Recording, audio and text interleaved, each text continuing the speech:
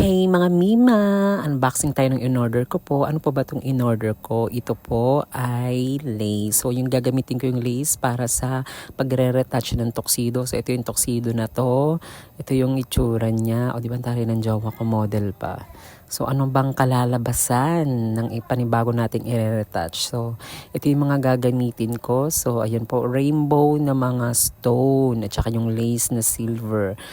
So, dapat magandang kalabasan nito. So, ito yung pangalawang tuxedo na i-retouch natin. So, simulan na natin. Umorder din ako ng mga nilalagay sa gilid. Ang ganda niyan talaga, promise. Meron din talaga niyan sa online. So, ay nako, ito na naman tayo. Magbibisi-bisihan. Pero mas okay talaga to instead na matulog.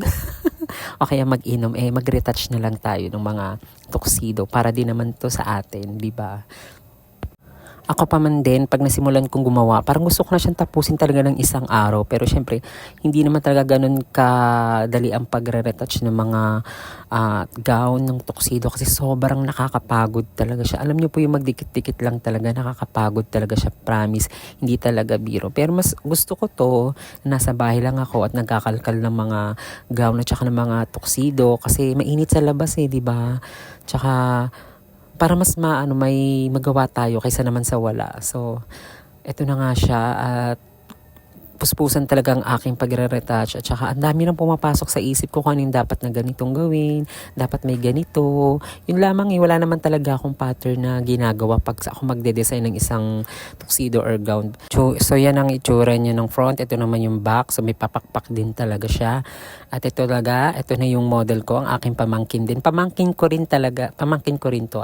Kapatid niya naman yung pinag-model ko ng mga gown. So, magkapatid silang dalawa. Anak yan ng aking kapatid. So, ayun po, sa mga gustong mag-rent, open na po yan for rent. PM lang po.